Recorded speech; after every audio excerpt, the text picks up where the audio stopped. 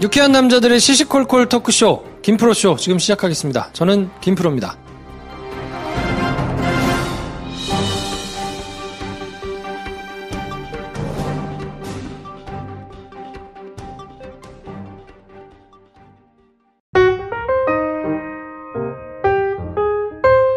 장편 영화를 열심히 준비하고 계신 배준영 감독님 나오셨습니다. 안녕하세요, 배준영입니다. 메가박스 마케팅팀 황인지 대리님 나오셨습니다. 안녕하세요, 황대리입니다. 네, 저는 영화 좋아하는 김프로고요.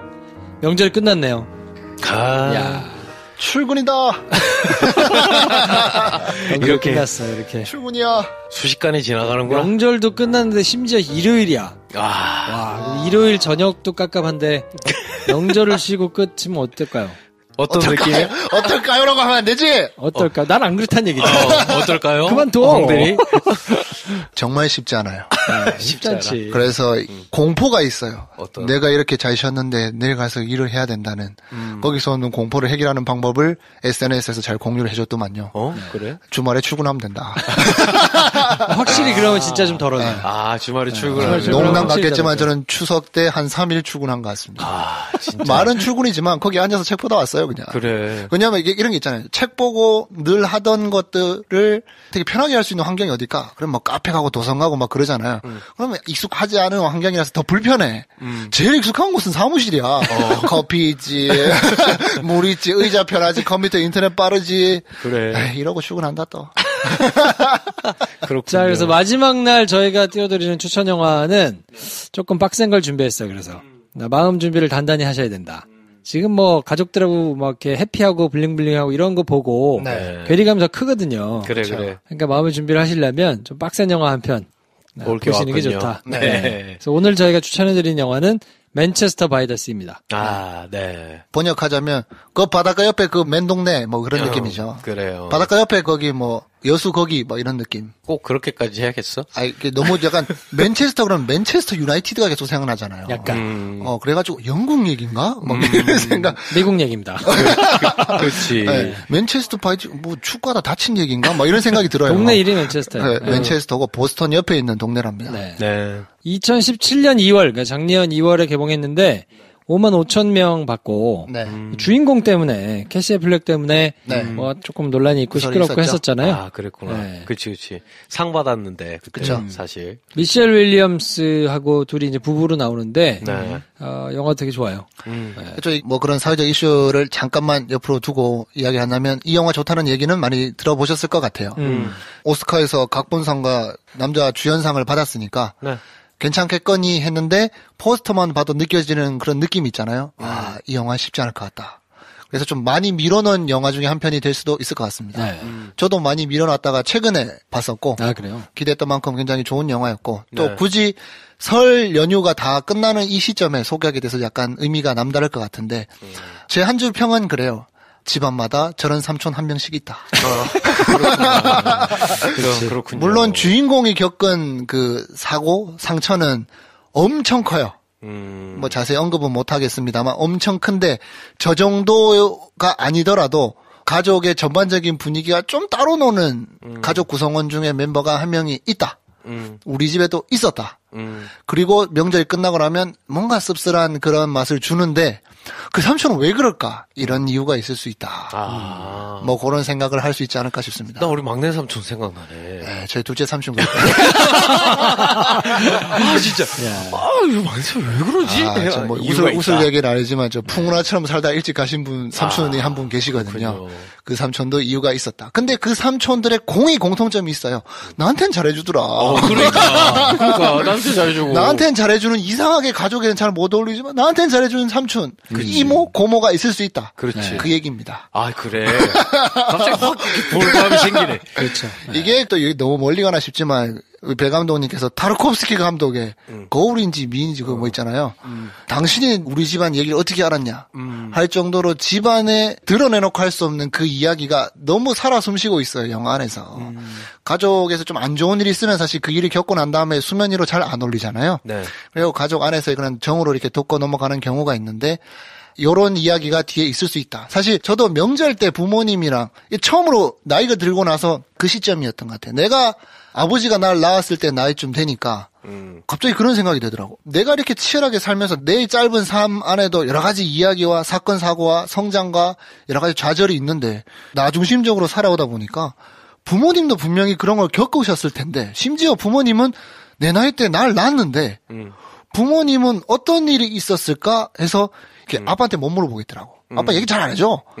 이모들이나 엄마들이나 고모들한테 물어보게 되더라고요. 네. 들어보면 정말 우리 아버지도 풍운아처럼 사셨거든요. 막 젊었을 때 막 소주를 막 밥에 말아먹고 막 이런 삶을 사셨대. 궁금했거든요. 나는 왜 술이 안 취할까? 이런 궁금함이 있었는데 그때 해결이 되고 DNA구나. 왜 우리 삼촌들 하나같이 저기 술을 먹을까? 뭐 이런 궁금한 이야기들이 있잖아요. 그런 가족에서 드러내놓고 할 수 없는 그런 이야기들을 영화로 옮긴 영화 맨체스터 바이 더 시다. 저는 극장 들어가서 봤는데 사실 아무런 정보 없이 가서 봤어요. 네. 근데 아무런 정보 없이 들어가서 이렇게 홈런을 치고 나올 때 그 느낌이 있거든. 아, 그쵸. 가서 이렇게 답답하고 쓰레기 같은 영화도 볼 경우가 있는데 그래서 저는 아무 정보 없이 들어가서 보는 걸 약간 즐기는 편인데 이 영화 보고 나왔을 때 저희가 압구정 CGV에서 보고 나왔거든요. 이야, 그때 참 먹먹하고 힘든데 오래가는 영화예요. 네. 그래서 굉장히 좋습니다. 네. 저는 이걸 이렇게까지 오래 내가 안 볼 줄 몰랐어.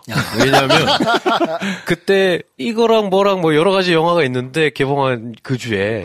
그래서 가서 봐야겠다 했는데 그거 문라이트랑 비슷하게 했던가 뭐 그랬어. 그래서 맞아요. 뭐 다른 영화가 하게 됐어. 그래서 그러면 그거 보고 다음 주에 그냥 맨체스터 바이 더 시를 봐야겠다 했는데 그때 김포님이 근데 맨체스터 바이 더 시가 난 너무 좋아 하고.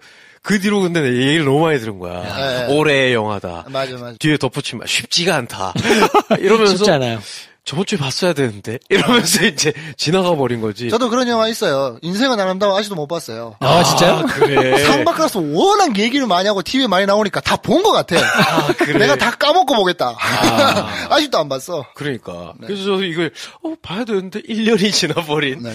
저도 최근에 봤으니까 지금쯤 보시면 그러게. 네, 충분히 잘 감상하죠. 또 이제 설 연휴 때 추천할 만한 게 딱 그냥 주변에서 들려오는 이야기만 들어도 이 영화 왠지 각 잡고 봐야 될 것 같은데 라는 생각이 들잖아요. 지금 이 시기에 이제 출근 앞두고 마음이 싱숭생숭할 때 내 상처가 큰 게 아니다. 이 영화를 보고 근데 이제 그런 건 있는 것 된다. 같아요. 고레다 히로카즈가 만약에 이 주제 가지고 뭘 만들었으면 더 빡세게 만들었을 것 같아. 그랬을 수도 있죠. 네, 근데 이거는 그래도 헐리우드니까 빡세기는 한데 그렇게 작정하고 막 벼랑 끝으로 몰고 가는 느낌은 또 아니라 가지고 헐리우드의 마사지 효과가 조금 있기는 하거든요. 있죠. 그럴 수 있겠네요. 그러니까 저희가 뭐 쉽지 않다 뭐 이렇게 얘기를 하지만 사실 쉬워요. 쉽게 볼 수 있는 영화예요. 그치. 우리가 이럴 때마다 항상 하는 얘기 있잖아요. 곡성을 600만 명이나 본 나라다. 곡성 600만 명이나 본 나라인데. 그럼요. 충분히 감당할 수 있는 수준의 영화입니다. 네. 첫 번째 이유 했나요? 안 했어요. 안 했어. 야. 영화 좋다는 얘기만 지금. 영화 좋다는 얘기만 혼자 지금까지 거의 했어요. 10분을. 그러면 이제 첫 번째 이유 들어가겠습니다. 그래. 첫 번째 이유. 이 영화를 봐야 된다면 상처를 보여주는 방법에 대한 영화입니다. 영화상에서 상처를 안 보여주는 영화가 어디 있겠어요, 그죠? 가족 영화고 또 어떤 주인공의 시련을 다루면서 상처를 보여주게 되는데 요 영화의 독특한 지점, 새로운 지점이 상처를 보여주는 방법이 있지 않나.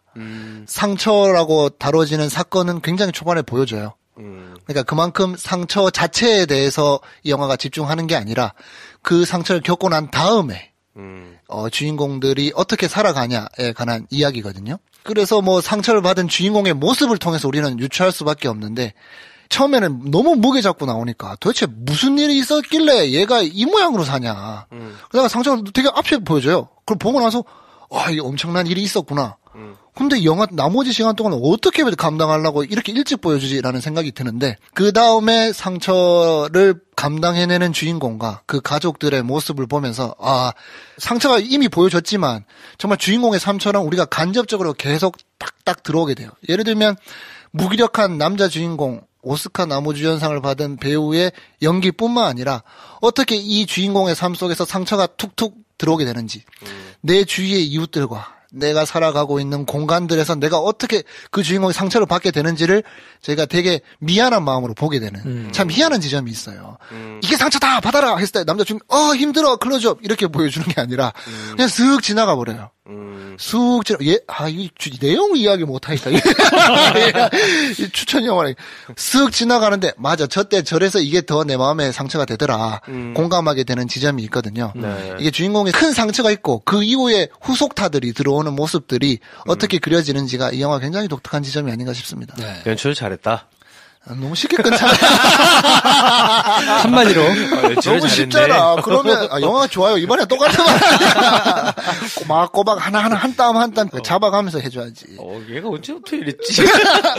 이게 두 번째 이유는 뭐예요? 좋은 영화를 이렇게 할 말이 많아. 그러네. 두 번째 이유는 뭐예요? 두 번째 이유는, 그래서 그러면 회복은 어떻게 보여주냐? 회복을 보여주는 방법도 굉장히 남다릅니다. 연출 잘했네. 네. 이게 참 스포일러가 될까봐 말하기가 되게 조심스러운데, 회복을 보여주는 방법이 남다릅니다. 이것 말고는 얘기할 수가 영화를 없어요. 보세요. 네. 보셨으면 좋겠어요. 보고 나서 이 말을 다시 곱씹어볼 수 있겠군요. 네. 그렇지. 회복을 보여주는 방법이 남다릅니다. 네. 그리고 굳이 회복을 보여줘야 되나 싶습니다.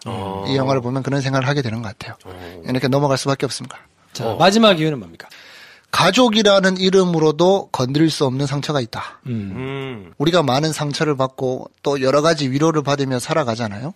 상처를 잘 회복하게 되면 좋은 케이스인데, 상처라는 것이 잘 아물지 않잖아요. 네. 어떠한 방법으로 해결될 수 없기 때문에 상처라는 것이고, 상처라고 부르는 이유가 시간이 필요하기 때문에 상처라고 부르기도 하고, 어떤 상처는 결국 사라지지 않고 흔적으로 남잖아요, 몸에. 네. 그런 상처가 있다.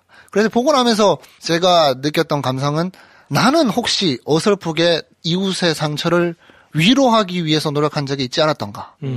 그 상처받은 주인공은 내가 무한할까봐 회복받았다, 위로받았다라고 넘어가는 그런 또 하나의 상처를 남기는 순간을 내가 만들진 않았나. 뭐 이런 생각이 들더라고요. 그게 심지어 가족 관계라도 그렇죠. 안 될 때가 있는데. 그게 아무리 가까운 가족이라고 해도 손댈 수 없는 상처가 있는데, 그 모습을 보는 게 내가 불편해가지고 그걸 이야기해버리거나 네. 어설프게 위로를 던진 게 아닌가.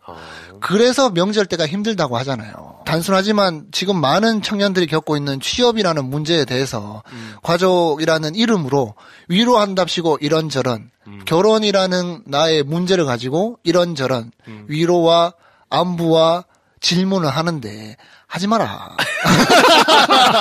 하나도 쓸데기 없다. 상처 입었구나. 많은 상처를 겪고 지내고 있는 일터근처에 자기 혼자만의 집으로 오신 분들이 계시잖아요. 네. 저의 이런 이야기에 뭔가 공감이 된다면 이 영화를 보시면 된다. 우리 엄마가 나한테 한 위로라는 말이, 굉장히 그래도 위로라고 했는데 내가 너무 좀 이러면 하지 않나? 라는 생각이 들 수도 있잖아요. 아니다. 엄마가 쓸데없는 소리 한 거다. 삼촌이 쓸데없는 소리 한 거다. 네. 뭐 이런 생각을 하게 만드는 영화 되겠습니다. 설에 반드시 봐야 되는 영화네. 듣고 보니. 근데 요거를 먼저 보고 이걸 가지고 논쟁이 되기 시작하면 갈 때까지 가기 때문에 그래요? 다 헤어지고 이번 설을 돌아보시면서 다음부터는 그러지 말자. 그러니까 이번 설 명절 동안에 내가 굉장히 뭔가 침울하다. 기분이 많이 가라앉았다. 가족들은 나를 위해서 한 말이라고는 하는데 그래서 뭐라 하지도 못하겠는데 뭔가 내 기분이 이상하다. 왜 그럴까? 이 영화를 보시면 됩니다. 우리가 딱 잘 맞춰서 골랐네요. 이게 가족 명절 이야기로 좀 하긴 좀 그렇긴 한데. 그래. 주인공의 궁금하다. 네, 주인공의 사건이 너무 좀 커가지고 좀 그렇긴 하지만 네. 하여튼 개인에 좀 집중을 해서 이 영화를 이해해 본다고 하면 적용할 수 있는 지점이 많은 것 같아요. 사실 영화가 주는 게 영화가 끝나고 나서 우리한테 어떤 이야기를 다시 만들어 주느냐가 중요하잖아요. 그런 면에서 이 영화가 좋고, 근데 저는 정말 신기하다고 생각한 게 각본상을 받았잖아요. 이걸 각본으로 봤으면 이해를 못했을 것 같아. 내가 감독이면. 왜냐면 너무 소소하게 지나가 버리거든요. 이게 각본이 좋다라고 보기에는 감독이 연출을 잘한 게 아닌가 이런 생각이 들거든요, 사실. 근데 각본상을 받았단 말이죠. 네. 그리고 이게 정말 상업 영화의 최전선에 있는 헐리우드에서 만든, 거의 그를 칭송하게 만든 오스카에서 이 영화에 상을 줬다는 건 미국 영화 시장이라는 것은 넓다. 참 그리고 보는 안목이 있긴 있구나. 뭐 이런 생각을 하게 만드는 것 같습니다. 네. 자, 그래서 저희가 설을 맞아서 5개 영화를 추천을 해드렸는데 다음 추석은 며칠인지 모르겠는데 네.